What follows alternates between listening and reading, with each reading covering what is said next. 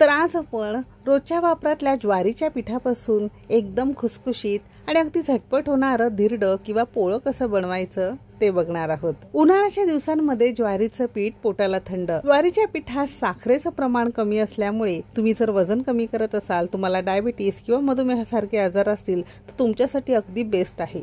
तर रेसिपी नेहमीप्रमाणे भरपूर टिप्ससह तुमच्यासोबत मी शेअर केलेली आहे, म्हणून ती अगदी शेवटपर्यंत नक्की बघा।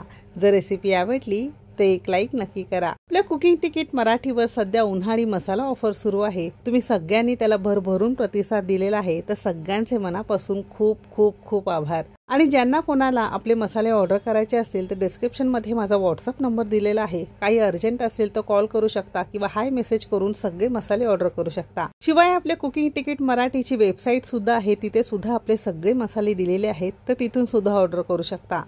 चला तर मग आजच्या रेसिपीला सुरुवात करूया। ज्वारीच्या पिठाचा झटपट धिरडं बनवण्यासाठी सगळ्यात पहिल्यांदा मेजरिंग कपने 1 कप किंवा 150 ग्राम प्रमाणात न चाळून घेतलेलं ज्वारीचं पीठ आहे। पीठ चाळून न घेतल्यामुळे कोंडा असाच राहतो आणि त्यामध्ये खूप जास्त प्रमाणात फायबर्स असतात, जे आपल्या आरोग्यासाठी खूप जास्त गरजेचे असतात।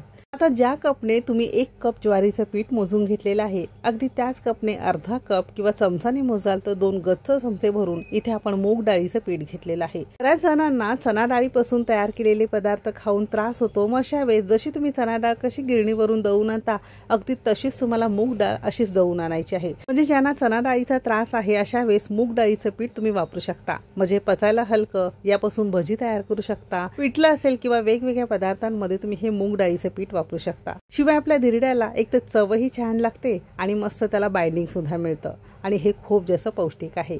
म्हणून बरोबर 1 कप ज्वारीचं पीठ असेल तर त्याला बरोबर अर्धा कप आपण इथे मूग डाळीचं पीठ घेतलेलं आहे।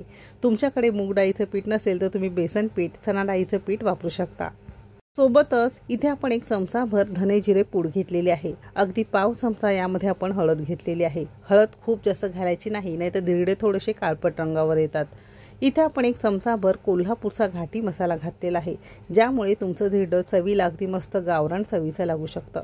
सोबतच चमचाभर आपण इथे पांढरे तीळ घेतलेले आहे। ते तीळ खाल्ले जात नाही, म्हणून अशा या धिरड्यामध्ये किंवा वेगवेगळ्या पदार्थांमध्ये आपण घालून खाऊ शकतो।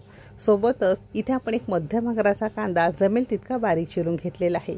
कांदा घातल्यामुळे एक तर धिरडं तव्याला चिटकून बसत नाही, चवीला तर छान लागतंच, कांद्यामुळे मध्ये मध्ये खाताना कुरकुरीत लागतं। सोबतच मूठभर बारीक चिरलेली कोथिंबीर घेतलेली आहे। कोणतीही पालेभाजी जी मुलं खात नसतील तर तुम्ही अगदी बारीक बारीक चिरून घातली तरी सुद्धा चालू शकेल, जशी मेथी आहे, पालक आहे, कोणतीही पालेभाजी घालू शकता। शिवाय थोडंसं गाजर किंवा बीट किसून घालू शकता। तर तुम्हाला आवडत असेल तर अगदी पाव चमचा आलं लसूण पेस्ट घालू शकता किंवा 5-6 लसणाच्या पाकळ्या किसून किंवा ठेचून वापरल्या तरी सुद्धा छान लागेल। सगळ्यात शेवटी तुम्ही तुमच्या अंदाजे किंवा चवीपुरतं मीठ घालायचं आहे। इथे आपण अगदी पाव चमचा यामध्ये मीठ घातलेलं आहे। आता ही सगळी जिन्नस आपण छान चोळून एकजीव करून घेणार आहोत, म्हणजे पिठाच्या प्रत्येक कणाला सगळे मसाले, सगळी जिन्नस चांगली लागली पाहिजे। त्याने यामध्ये एक तर गुठळ्या होत नाही आणि एकसारखं पीठ चांगलं भिजवून तयार होतं। हाताने केलं तरी सुद्धा चालू शकेल, असं हे पीठ आपण छान करून घेतलेलं आहे।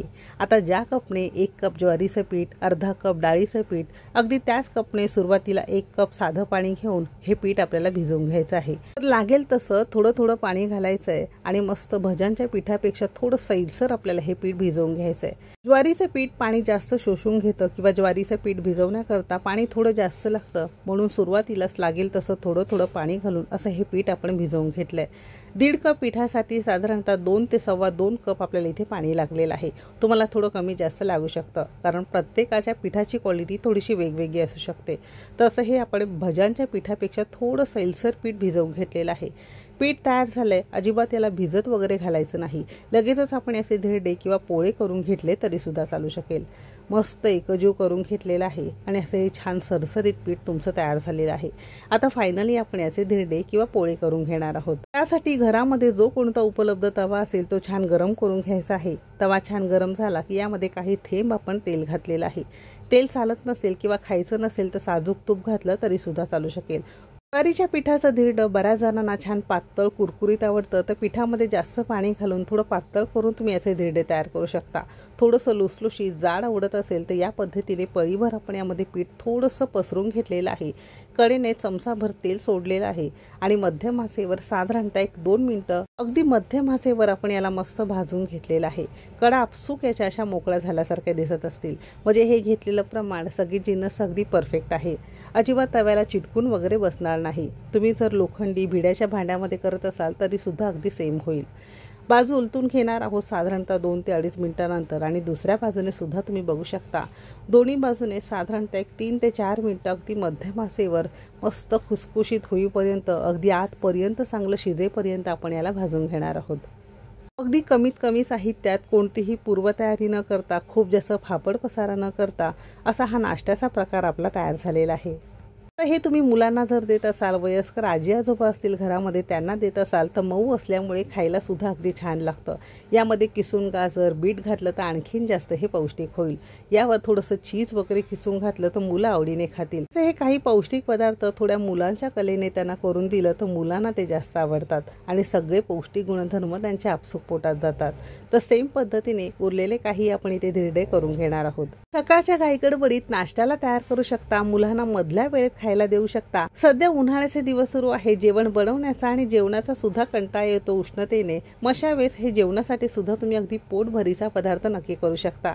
थोडीशी काकडी वगैरे किसून घातली तर आणखीन जास्त हे थंड आणि पौष्टिक ठरेल.